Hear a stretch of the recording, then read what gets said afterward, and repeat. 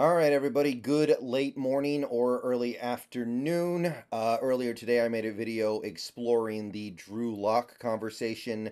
Now I want to spend a little more time on the other side of that coin, the Geno Smith part of it, because obviously the only reason why anyone has Drew Lock on their mind at all is because Geno Smith is leaving the door open by not playing particularly good football. So I want to talk a little bit about some of the comments that Carroll made yesterday after the game. I want to talk a little bit about how I look at things, and I want to talk a little bit about how this could be repaired, because obviously at the end of the day, that's what really matters here. Geno Smith has played, at the very least, flawed games for 4 games in a row. I don't think he's played 4 bad games in a row the way some people do, but he's played flawed games. So I got this article from Field Goals up on the screen from a Mookie. It basically just has a rundown of the Pete Carroll comments from the presser after this game. So I think Pete Carroll kind of strikes the right tone here with that. So if you look, there's 2 parts to the quotes here. He's talking about turnovers. Carroll says, "Yeah, I'm concerned about that. I'm concerned. The interception, he threw it up, and the guy that's been making the interceptions made another one. Not the direction for us to be going in. With those kinds of turnovers, it's really hard to win." So yeah, Pete Carroll hates turnovers. More than anything else, he hates turning the ball over, putting his defense in bad positions. And that's what we did in this game, and that is what Geno has been doing lately. He has 8 turnovers in his last 4 games, 2 in each. Now, I would say that that conversation needs to allow for some nuance. Like, there is a world of difference between yesterday, Geno having 2 turnovers and only producing 3 points, and Geno against the Browns having 2 turnovers but producing 24 points and a game winning touchdown drive. Like, there's no correlation there. The only thing those 2 performances have in common is 2 turnovers, but in terms of effectiveness and the level of play, it's no comparison. But regardless, Geno's turning the ball over a lot, and Carroll says he is concerned about that. So that's the first half. And then he went on to defend Geno in the second part of this comment from his post-game presser. "I don't think this is about Geno at all. I think this is about our football team. It didn't answer the bell here. We couldn't get it done. We came in here to slug it out, and they did a better job than we did, all of us. This is not a one-guy deal." So he's kind of saying what I saw in a fair few comments yesterday, which is, yeah, Geno's not playing well, but you can't put this all on Geno, and you're going to have to point the finger at many more places if you're really going to get to the bottom of this. And I think that mentality goes back to something that I try to talk about here from time to time. So I'm going to go pull up the old Spotrac page. I've done this before. I know some people don't really like it when I make this argument. They seem to think it doesn't matter. I strongly believe it matters. It has to matter. If it doesn't matter, then what was the point of the negotiating a contract at all? So I have here a list of every quarterback contract in the NFL right now, sorted by average annual value. So some of these guys are not making all that much money this year. Like Herbert's only, like, his cap hits 8.5 million. Jalen Hurts is, I think, even less than that.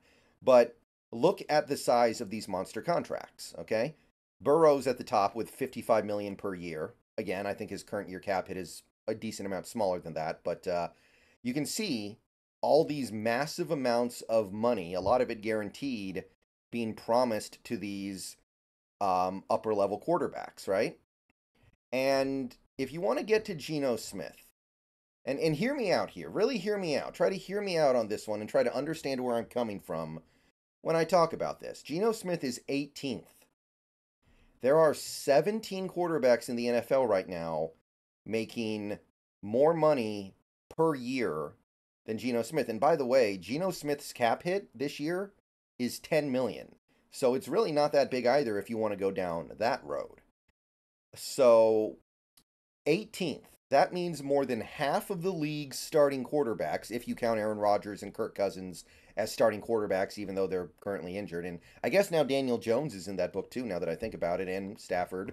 So we have some guys who are hurt. But in terms of the intended starters for each team, Geno Smith is in the bottom half.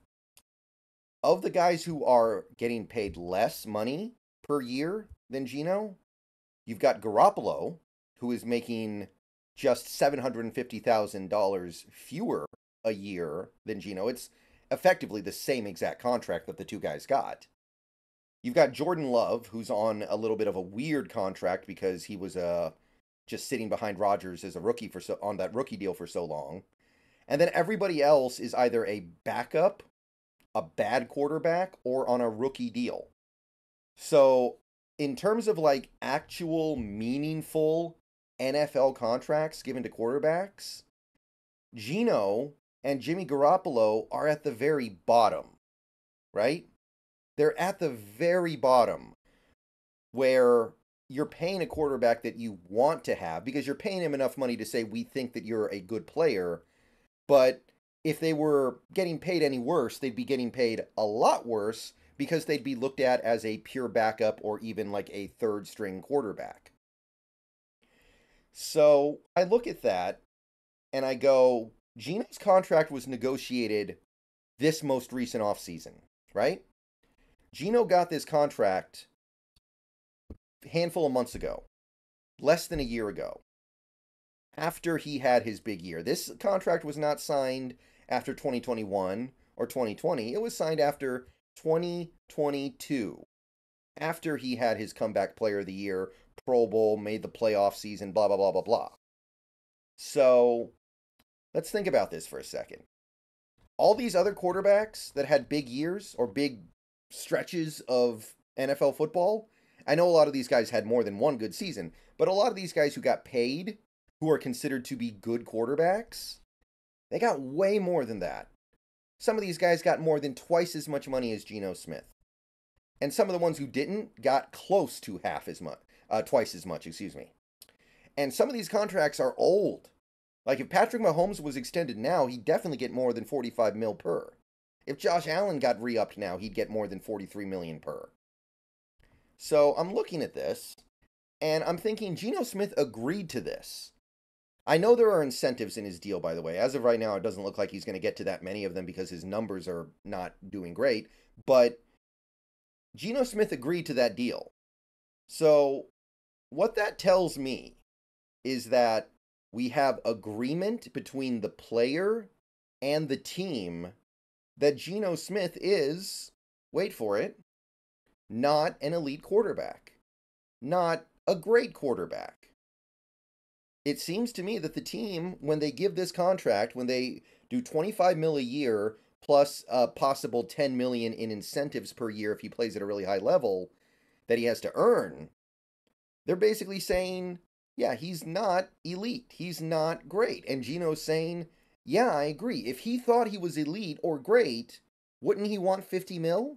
Wouldn't he want the Herbert contract? Wouldn't he want the Lamar contract?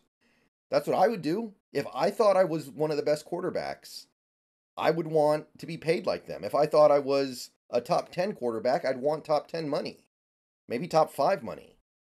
But none of those things happen. So here's what I'm getting at.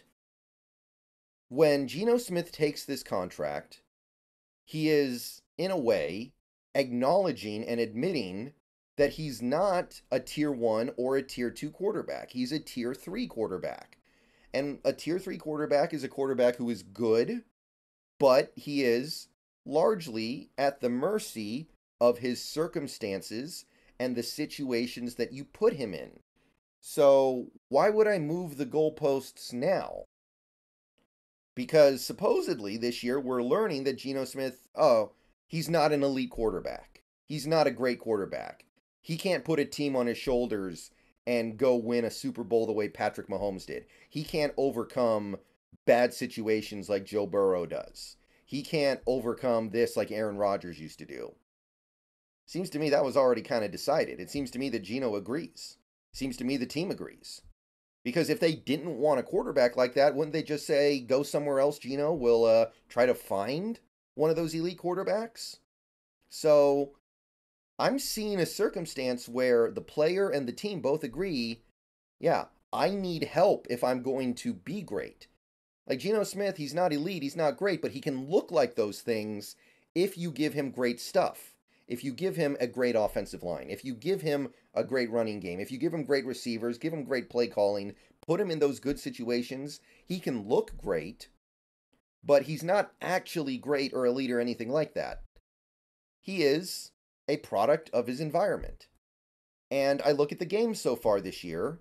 First game of the year, first half, Geno plays pretty well. Second half, he loses his tackles. He's got no pass protection. He does nothing. He's awful.